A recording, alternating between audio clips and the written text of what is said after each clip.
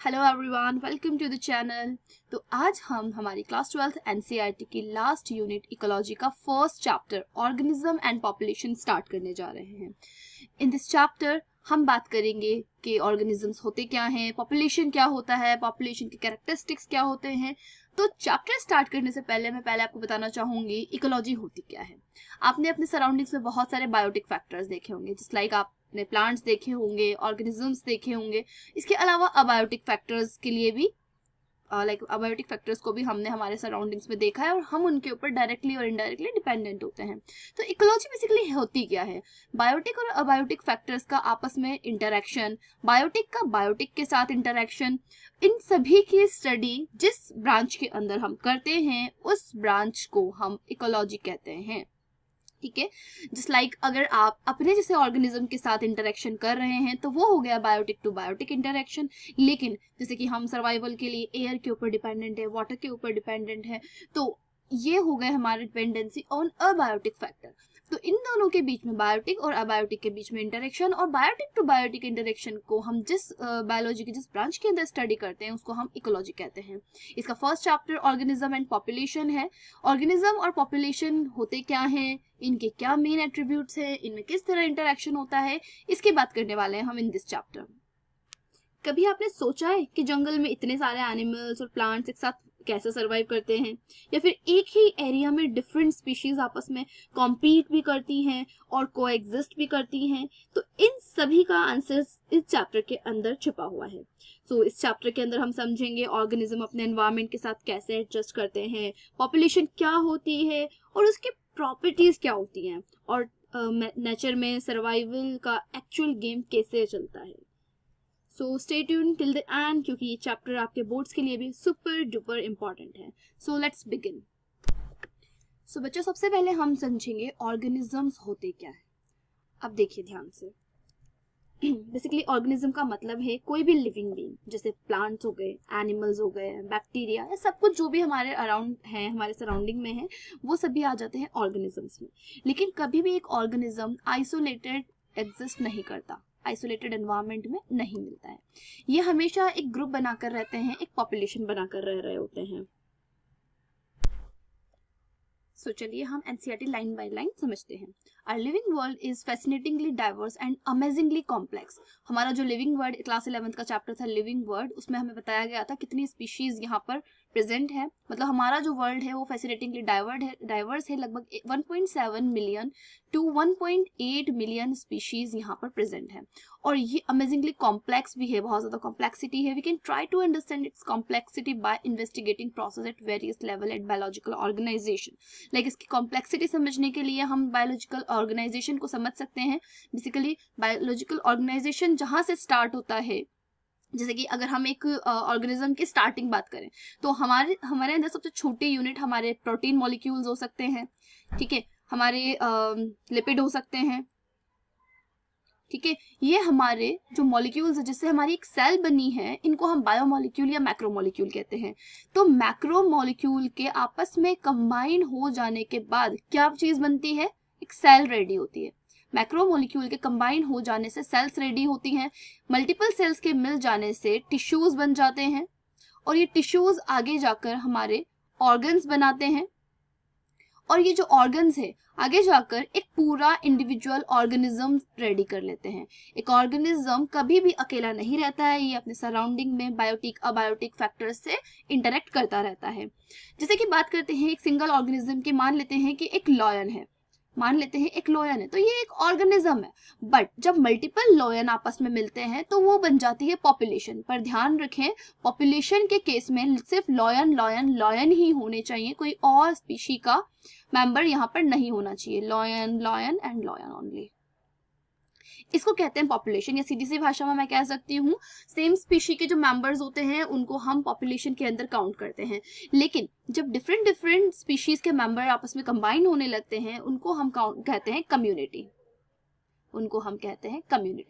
For example, जब lion एक जंगल में रह रहा है तो वहां लॉयन अकेला नहीं रह रहा है, वहां पर एक बैनियन ट्री भी होगा फॉर श्योर, वहां पर टाइगर भी हो सकता है, वहां पर एक डियर भी हो सकता है, और वहां पर रैबिट भी हो सकता है।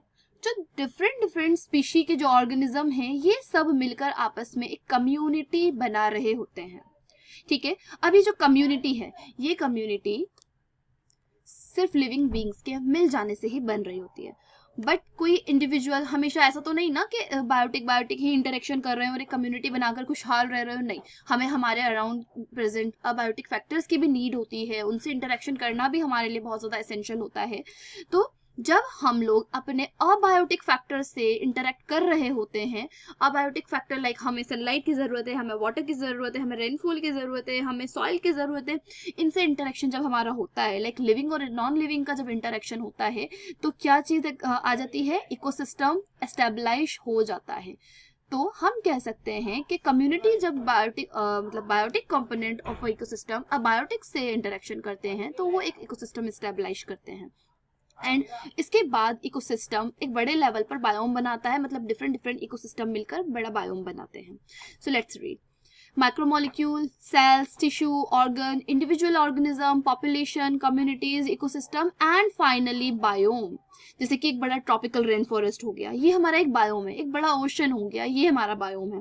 At any level of biological organisation we can ask two type of question. आप किसी भी ऑर्गेनाइजेशन के किसी भी लेवल पर चले जाएं, सेल लेवल पर चले जाएं, ऑर्गेनिज्म लेवल पर चले जाएं, आप यहाँ पर दो तरह के क्वेश्चंस पूछ सकते हैं।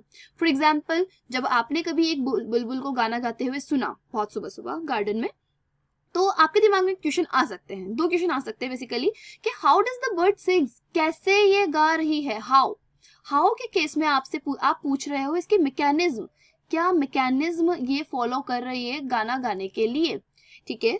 और why does the bird sings, एक क्वेश्चन हो गया व्हाई। तो यहाँ पर बताया जाएगा कि क्या रीजन है, क्या जरूरत है इसके गाने की। सो जब हाउ टाइप क्वेश्चन आप पूछते हो तो उस केस में आप मैकेनिज्म को पूछ रहे होते हो कि इस प्रोसेस के पीछे की मैकेनिज्म क्या है, और वाई टाइप क्वेश्चन में आप इसका सिग्निफिकेंस, इसका फायदा क्या है, क्यों जरूरत है इसके गाने की, इसके बारे में आप पूछ रहे होते हो। For the first question in our example the answer might be in terms of the operation of the voice box. अगर आपने पूछा कि बुलबुल गाना क्यों गा रही, कैसे गा रही है, हाउ, तो यहाँ पर ये अपने वॉइस बॉक्स को यूज करते हुए गा रही है। और आप एक बात याद रखिएगा, जैसे हमारे केस में लिरिंग्स होता है, बर्ड्स के केस में सिरिंग्स होता है। ये एक छोटी वाइब्रेटिंग बोन होती है बर्ड्स के गले में, जो कि इनको सिंग करने में हेल्प कर रही होती है। तो ये हो गई इसकी मैकेनिज्म। लेकिन जब आपका सेकंड क्वेश्चन आपने पूछा कि ये क्यों गा रही है, हाउ हो गया, लेकिन व्हाई इट इज सिंगिंग, तो सेकंड क्वेश्चन का जो आंसर होगा वो डिपेंड करेगा कि वो किस स्पीशी के मेंबर है। लाइक ये बर्ड है तो वो अपने कम्युनिकेशन के लिए गा रही है, वो ब्रीडिंग सीजन में अपने मेट को अपने पास बुलाने के लिए गा रही है।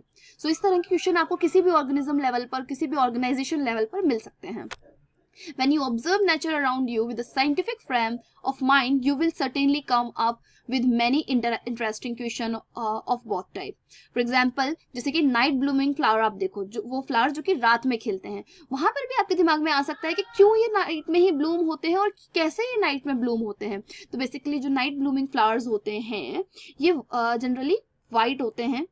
Why are night blooming flowers generally white? क्यों ये वाइट है, क्योंकि एक तो इनको रात में ब्लूम करना है, रात में जब ब्लूम करना है तो इनके जो इंसेक्ट्स इनके ऊपर आएंगे पॉलिनेशन करने के लिए, जो पॉलिनेटर्स आएंगे बेसिकली उनको रात में ये फ्लावर नजर भी तो आने चाहिए, इसलिए इनका कलर व्हाइट होता है ताकि इनके पॉलिनेटर्स इनको देख सके। How does the be know which flower has nectar, कैसे इनको पता लगता है। Why does cactus have so many thorns, क्यों कैक्टस के पास थॉर्न्स है। तो पहली बात तो इनको प्रोटेक्शन चाहिए, तो प्रोटेक्शन पर्पस से कैक्टस के पास थॉर्न्स होते हैं। दूसरी चीज, जब इनकी लीव्स थॉर्न्स में कन्वर्ट हो जाती हैं तो उसका सरफेस एरिया काफी कम हो जाता है। सरफेस एरिया कम हो जाने की वजह से ट्रांसपिरेशन कम होगा और लॉस ऑफ वाटर कम होगा। तो ये दो रीजन है कैक्टस के पास थॉर्न्स होने के। How does the chick spears recognise her own mother, वो अपनी मदर के इंप्रेशंस को फॉलो करते हुए अपनी मदर को पहचानते हैं। तो दीज आर सम एग्जाम्पल हमारे इकोसिस्टम में जो कि हमें देखने को मिलते हैं, और डिफरेंट टाइप के क्वेश्चन आपके ब्रेन में इनको देखकर आ सकते हैं। You have already learned in previous class that ecology is a subject which studies the interaction among organism and between the organism and its physical abiotic factor।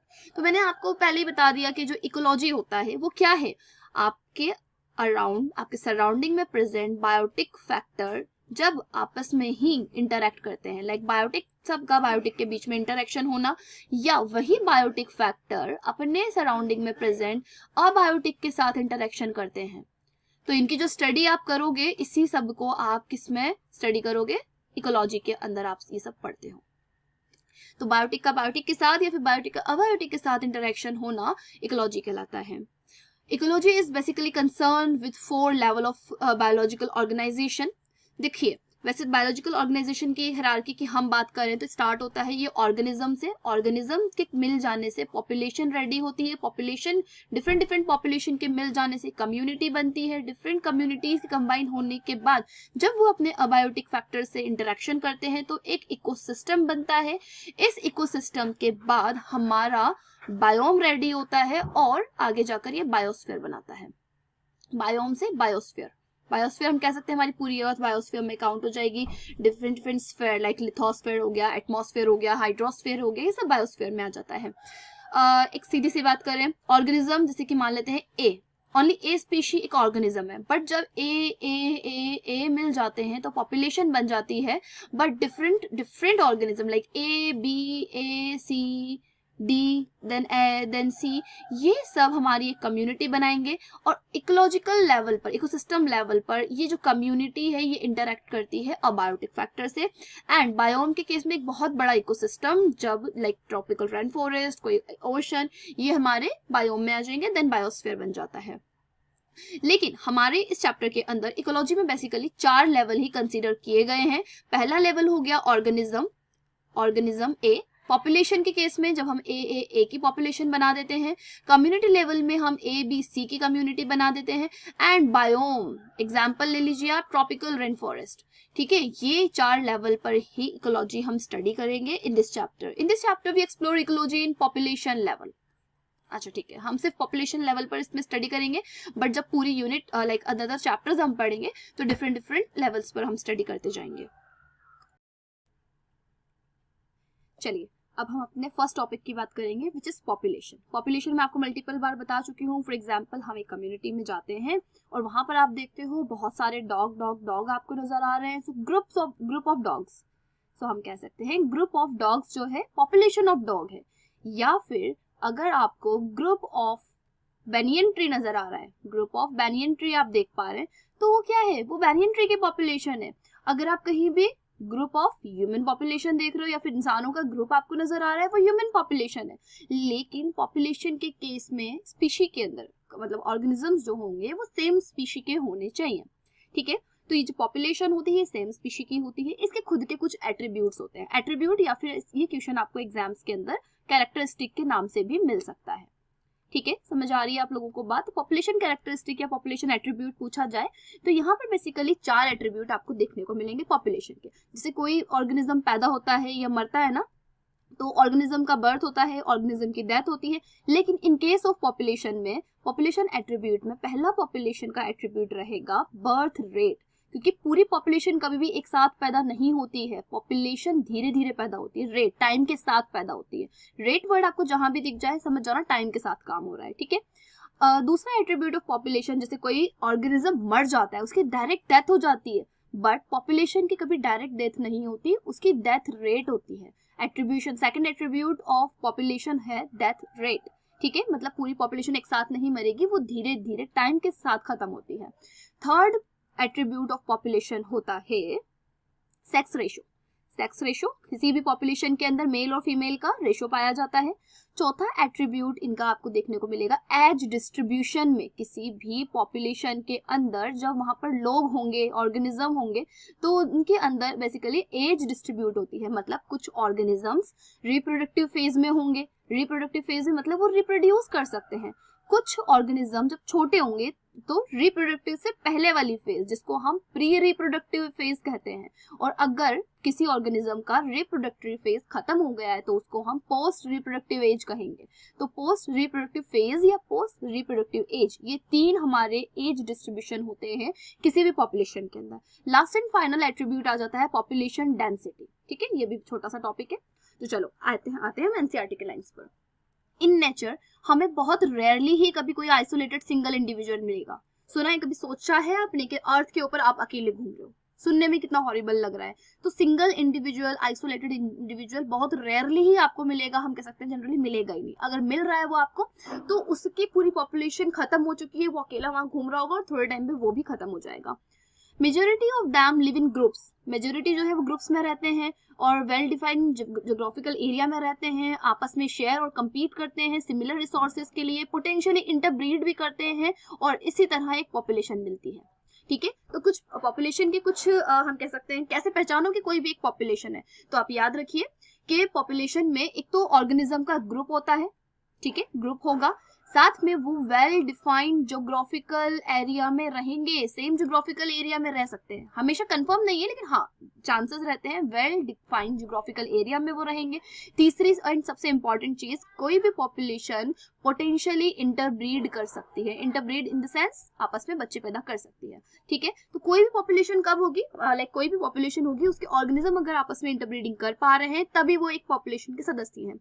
ऐसा कभी नहीं होगा टाइगर और लॉयन आपस में मिलकर इंटरब्रीडिंग कर रहे हैं, ऐसा आपने सुना है बहुत बार, क्योंकि लॉयन और टाइगर मिलकर लाइगर बना रहे हैं, बट वो केसेस थोड़े से अलग हैं, बायोटेक के हैं, उसकी बात हम जब वो वाली यूनिट पढ़ेंगे तब हम कर लेंगे। लेकिन बेसिक हम यहाँ पर फंडामेंटल थ्योरम्स पढ़ रहे हैं, तो उसमें आपको याद रखना है पॉपुलेशन के मेंबर्स ही आपस में इंटरब्रीड करते हैं, दूसरी पॉपुलेशन या फिर कह सकते हैं कम्युनिटी में डिफरेंट पॉपुलेशन आपस में इंटरब्रीड हमारी इकोलॉजी में फिलहाल के लिए नहीं करेंगी। ठीक है, जब करती हैं उनके लिए अलग केसेस अप्लाई होते हैं।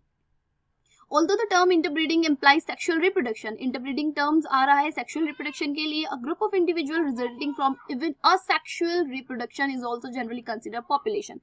अब आप ये मत सोचिएगा interbreeding बोल दिया, interbreeding का मतलब है sexual reproduction करना, तो क्या सिर्फ sexual reproduction करने वाले ही population में काउंट होंगे? Never। जो ऑर्गेनिज्म आपस में असेक्सुअल रिप्रोडक्शन कर रहे हैं, जैसे कि मल्टीपल ट्रीज होते हैं जो कि असेक्सुअल रिप्रोडक्शन करके ही अपनी पॉपुलेशन को बढ़ाते हैं, तो उन्हें भी हम पॉपुलेशन में ही काउंट करते हैं। Population for the purpose of ecological studies, all the cormorants, यहाँ कुछ एग्जांपल्स दे रखे हैं बच्चों, कुछ एग्जांपल्स हैं यहाँ पर पॉपुलेशन के। तो example number 1, all the cormorants of in a wetland, किसी भी वेटलैंड में मिलने वाले सारे कॉर्मोरेंट्स जो कौवे होते हैं, लाइक काग टाइप के बर्ड्स होते हैं, ये वो सारे एक पॉपुलेशन बना रहे हैं। सेकंड एग्जांपल यहाँ पर दिया जा रहा है, rats in an abundant dwelling, खाली छोड़े हुए घर में जब चूहों की बारात लग जाती है ना, वो क्या है, वो सेकंड एग्जांपल ऑफ पॉपुलेशन है। किसी भी रास्ते में, जंगल के रास्ते में अगर आपको टीक वुड के ट्रीज मिल रहे हैं बहुत सारे, वो भी एक पॉपुलेशन का ही तो एग्जांपल है। किसी कल्चर प्लेट पर आपको बैक्टीरियाज का ग्रुप मिला है, बहुत सारे बैक्टीरियाज डेवलप हो गए हैं, वो आपका नेक्स्ट एग्जांपल है पॉपुलेशन का, वो भी एक पॉपुलेशन बना रहे हैं। फिफ्थ एग्जांपल एनसीईआरटी दे रही है, lotus plant in a pond, एक पॉन्ड में जितने भी लॉटस प्लांट है, देखो यहाँ पर स्पेसिफाई कर दिया लॉटस प्लांट, ठीक है, और कोई प्लांट की बात नहीं करी है। पॉपुलेशन के केस में सेम ऑर्गेनिजम्स होंगे, सेम पॉपुलेशन होगी, सेम स्पीशी होगी।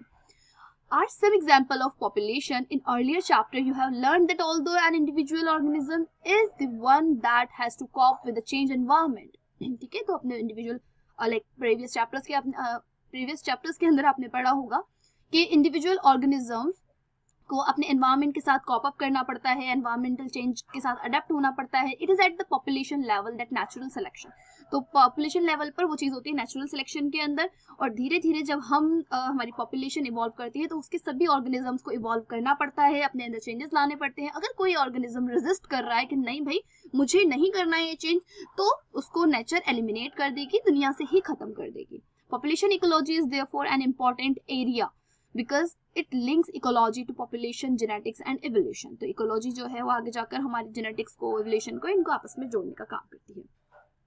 आगे बात करते हैं, population has certain attribute whereas individual organism does not, ठीक है, तो एक पॉपुलेशन के कुछ एट्रीब्यूट्स होते हैं जबकि किसी इंडिविजुअल ऑर्गेनिज्म के वो एट्रीब्यूट मतलब मैटर नहीं करते हैं, होते हैं। बर्थ इंडिविजुअल का भी हो रहा है, डेथ इंडिविजुअल का भी हो रही है, सेक्स रेशो, या सेक्स रेशो तो नहीं होगा बट हाँ किसी एक इंडिविजुअल का कोई सेक्स भी होता है, उसकी कोई एज भी होती है, बट हम उसको अगर ऐसे एट्रीब्यूट्स काउंट करने बैठे हम ऑर्गेनिज्म के तो मल्टीपल हम यहाँ पर एट्रीब्यूट्स इसके लिख सकते हैं। बट एक पॉपुलेशन की जब हम बात करेंगे तो उसके कुछ सर्टेन एट्रीब्यूट्स हैं जो कि मैं आपको बता चुकी हूँ। एंड इंडिविजुअल में have birth and death, individual का जन्म और मौत हो सकती है, लेकिन एक पॉपुलेशन का जन्म और डेथ दोनों एक साथ नहीं, मतलब दोनों अचानक से नहीं होगा, उसका पूरा बर्थ रेट होता है या डेथ रेट होता है, धीरे धीरे पूरी पॉपुलेशन पैदा होगी या धीरे धीरे ही मरेगी। In a population these rates refer to per capita birth and death. Per capita का मतलब समझ रहे हैं आप? मान लीजिए किसी पॉपुलेशन में पहले 50 लोग थे, 5 लोग पैदा हो गए हैं। अब ये 50 में से जरूरी तो नहीं है हर एक ने पैदा करे हों, किसी कोई भी एक कपल ने 5 बच्चे पैदा कर दिए पॉपुलेशन में। अब यहाँ पर जो डेथ रेट आएगी वो पर कैपिटा आएगी, मतलब जो नंबर ऑफ ऑर्गेनिज्म इंक्रीज हुए हैं पर इंसान के हिस्से में कितना आएगा। फॉर एग्जाम्पल इसको आप रेट में फाइंड करोगे, लगभग आ जाएगा 1/10 या 0.1। तो एक पर्सन ने 0.1 बच्चे को जन्म दिया है, तब जाकर पर कैपिटा 0.1 बर्थ रेट हुई है और पूरी पॉपुलेशन में 5 बच्चे बढ़े हैं। होप आपको बात समझ में आ रही होगी, क्योंकि बर्थ रेट डेथ रेट कभी भी पूरी पॉपुलेशन की मतलब एक साथ नहीं होगी, पर कैपिटा ये चीज काउंट की जाती है। The rates hence expressed a change in number, increase हो सकते हैं या डिक्रीज हो सकती है with respect to member of the population. Here is an example, if in a pond there were 20 lotus plants last year and through reproduction 8 new plants are added। 20 lotus plant थे पहले, इसमें से 8 नए जन्मे हैं अगले साल, मान लीजिए नए साल में। taking the current population is 28, we calculate the birth rate as 8/20 equals to 0.4 offspring। अब इसको पर कैपिटा कैसे निकाला गया, लेट मी एक्सप्लेन यू। सो हम बर्थ रेट कैसे फाइंड करेंगे?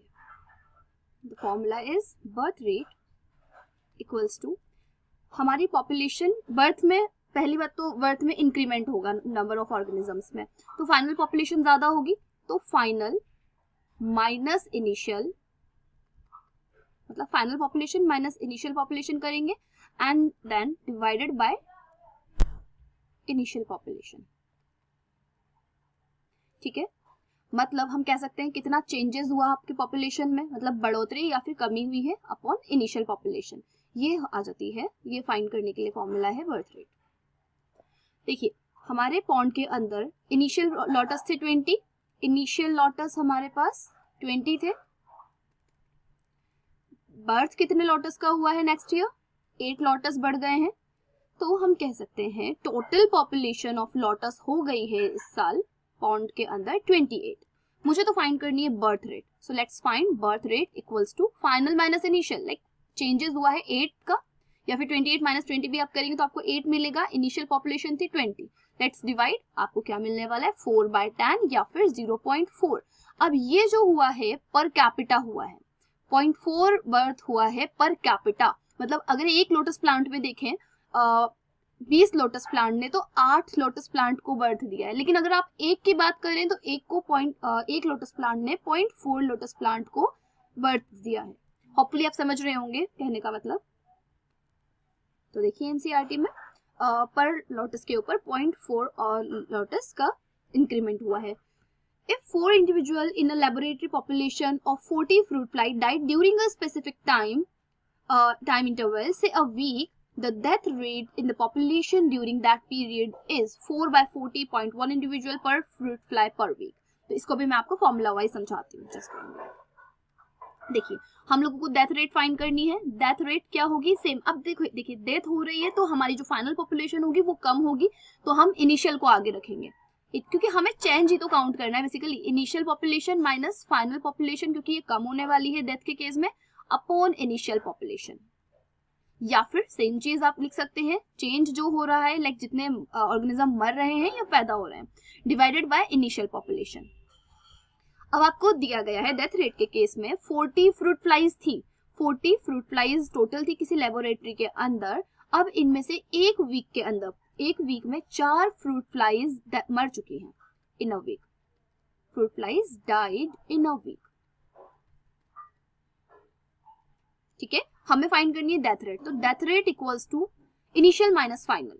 देखिए पहले 40 फ्रूट फ्लाई थी, 4 के मर जाने की वजह से 36 हो गई है, तो 40 माइनस 36 अपॉन इनिशियल पॉपुलेशन थी 40, या फिर आप डायरेक्टली भी लिख सकते हैं चेंज हुआ है 4 का अपॉन 40, या 1/10 या फिर 0.1, मतलब एक फ्रूट फ्लाई के माथे आ गई 0.1 फ्रूट फ्लाई की डेथ। मतलब 40 में से 4 मरने का मतलब हर एक का 0.1 पार्ट मर जाना। एक वीक के अंदर 0.1 फ्रूट फ्लाइज की डेथ हुई है। तो इस तरह से हमने birth rate and death rate को समझा। अब हमारा थर्ड एट्रीब्यूट ऑफ पॉपुलेशन है sex ratio. So another attribute characteristic of a population is sex ratio. An individual is either a male, या तो मेल होगा या फिर वो फीमेल होगा, but a population has a sex ratio. ठीक है, एक ऑर्गेनिज्म या तो वो मेल होगा या फीमेल होगा, दोनों एक साथ नहीं हो सकते, बट एक पॉपुलेशन में दोनों एक साथ एग्जिस्ट करते हैं और रेशियो में एग्जिस्ट करते हैं, इसलिए पॉपुलेशन का सेक्स रेशियो होता है. एक एग्जांपल के अकॉर्डिंग देखें तो 60% पॉपुलेशन जो होती है फीमेल है और 40% मेल है, या फिर हम कह सकते हैं 3:2 का रेशियो होता है male and female and male की पॉपुलेशन में. लेकिन एग्जांपल के अकॉर्डिंग 60%:40% गिवन है ना, तो आप कैंसिल आउट कीजिए, 3:2 का रेशियो हो गया फीमेल एंड मेल पॉपुलेशन में. सो एक पॉपुलेशन का सेक्स रेशियो होता है. A population at any given time is composed of individual of different ages. यहाँ पर हम बात करने वाले हैं हमारे फोर्थ एट्रीब्यूट ऑफ पॉपुलेशन की. सो एक पॉपुलेशन को अगर हम एक किसी टाइम पर देखें तो डिफरेंट एज के इंडिविजुअल हमें उसमें देखने को मिलेंगे. If the age distribution percent individual of a given age or age group is plotted for the population, the resulting structure is called an age pyramid. For human population, the age pyramid generally show age distribution of male and female in a diagram. तो हम लोग यहाँ पर as distribution को एक pyramid की form में study करेंगे, जिसको हम क्या कहते हैं, इसको हम एज पिरामिड कहते हैं. इस पिरामिड में मेल एंड फीमेल पॉपुलेशन की जो एज डिस्ट्रीब्यूशन है वो एक साथ की जाएगी. ऐसा नहीं कि मेल अलग और फीमेल अलग करेंगे, नहीं, एक साथ करने हैं. The shape of the pyramid reflect the growth status. अब हमारी पॉपुलेशन बढ़ेगी या घटेगी, ये किसकी वजह से एक्सप्लेन होगा, ये कौन एक्सप्लेन करेगा, हमारा पिरामिड का शेप किस तरह का है. 3 तरह के पिरामिड हम यहाँ पर पढ़ने वाले हैं. अगर हमारी पॉपुलेशन ग्रोइंग है तो हमारा पिरामिड अपराइट होगा. अगर हमारी पॉपुलेशन स्टेबल है तो हमारा पिरामिड जो होगा वो बेसिकली बेल शेप होने वाला है. और पॉपुलेशन अगर डिक्लाइन करने वाली है तो पिरामिड हमारा अर्न शेप होने वाला है. तो इसको हम समझते हैं आगे. तो जो हमारा फोर्थ एट्रीब्यूट है वो है एज डिस्ट्रीब्यूशन.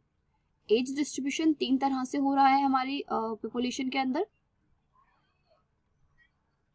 पहला प्री रिप्रोडक्टिव, जो ग्रुप ऑफ ऑर्गेनिज्म हो सकता है वो हो सकता है प्री रिप्रोडक्टिव एज में हो. दूसरा ग्रुप हो सकता है रिप्रोडक्टिव वाले में. And the third one can be post reproductive, जिनकी रिप्रोडक्टिव पावर अब खत्म हो चुकी है, लाइक बूढ़े लोग जो हो जाते हैं. तो इस तरह से इनके एज के बिहाफ पर, नंबर ऑफ ऑर्गेनिज्म के बिहाफ पर हमारी पॉपुलेशन का जो फैट है, जो फ्यूचर है, वो 3 तरह से हो सकता है. अगर मान लीजिए किसी पॉपुलेशन के अंदर जो प्री रिप्रोडक्टिव ऑर्गेनिजम्स हैं उनका नंबर रिप्रोडक्टिव से ज्यादा है. देखिए आप, रिप्रोडक्टिव वाले जब इतने हैं तो उन्होंने इतने बच्चे पैदा कर दिए. तो जब ये प्री रिप्रोडक्टिव एज में आएंगे तो सीधी सी बात है ये और ज्यादा बच्चे पैदा करेंगे. ठीक है, जब इनके बच्चे ज्यादा होंगे तो वो और आगे एज में जाएंगे. तो धीरे धीरे इस तरह से जो होगा हमारी पॉपुलेशन जो होगी वो क्या करेगी, एक्सपैंड करेगी. पॉपुलेशन क्या करेगी, ग्रो करेगी. यहाँ पर पॉपुलेशन का साइज बढ़ेगा. तो ये जो ऊपर वाला सबसे ऊपर वाले ब्लॉक्स हैं ये आपके पोस्ट रिप्रोडक्टिव को शो करेंगे, मिडिल रिप्रोडक्टिव एंड ये प्री रिप्रोडक्टिव. ये आगे जाकर खत्म होने वाले हैं, इसलिए इनको सबसे टॉप पर रखा गया है. बेस आगे जाकर आपका मिडिल बनाने वाला है और इनके बेस वालों के जो बच्चे आएंगे वो आगे जाकर आपका बेस बनाएंगे. तो इस तरह से जब प्री रिप्रोडक्टिव ज्यादा होंगे, या हम कह सकते हैं इस तरह से प्री रिप्रोडक्टिव का नंबर ज्यादा होगा रिप्रोडक्टिव से, तब हमारी पॉपुलेशन जो होगी वो क्या करेगी, ग्रो करेगी. इंडिया की पॉपुलेशन साइज कुछ इस तरह से ही ग्रो कर रहा था पहले, अब लेकिन हमने उसको स्टेबल करना स्टार्ट कर दिया है. Second type of population growth हो सकती है आपकी स्टेबल. स्टेबल पिरामिड के अंदर जो प्री रिप्रोडक्टिव ऑर्गेनिजम्स होते हैं उनका नंबर रिप्रोडक्टिव ऑर्गेनिजम्स के बराबर होता है. अब देखिए, ये जो पोस्ट रिप्रोडक्टिव होंगे वो तो आगे जाकर खत्म हो जाएंगे. जो रिप्रोडक्टिव है वो पोस्ट की जगह पर चले जाएंगे. एंड जो हमारे प्री रिप्रोडक्टिव वाले हैं वो रिप्रोडक्टिव वाले साइट पर आएंगे और सेम नंबर ऑफ ऑर्गेनिजम्स को बर्थ देंगे, क्योंकि इनके बच्चे, रिप्रोडक्टिव वालों के बच्चे इस येलो कॉलम में है. सेम जब ये ऊपर चले जाएंगे वो भी इतने ही बच्चे पैदा करेंगे. तो इनकी जो पॉपुलेशन होगी वो क्या हो जाएगी, स्टेबल हो जाएगी. एग्जाम्पल हम यूएस ले लेते हैं, जितनी भी डेवलप्ड कंट्रीज हैं उनकी पॉपुलेशन ग्रोथ स्टेबल होती है. अब इसमें आप देखिए इसका जो शेप है वो कुछ बेल के जैसा, घंटी के जैसा लग रहा है, मंदिर की घंटी के जैसा. तो इसलिए इसको हम बेल शेप्ड पिरामिड भी कहते हैं. तो ये क्वेश्चन एग्जाम में कई बार इस तरह से पूछा जाता है, बेल शेप्ड पिरामिड किस टाइप के पॉपुलेशन को शो करता है. तो स्टेबल पॉपुलेशन को ये शो कर रहा होता है. अब बात करते हैं हम थर्ड टाइप की एज डिस्ट्रीब्यूशन की. इसमें प्री रिप्रोडक्टिव तो हमेशा आगे जाके खत्म ही होना है, इनसे हमें कोई लेना देना नहीं है।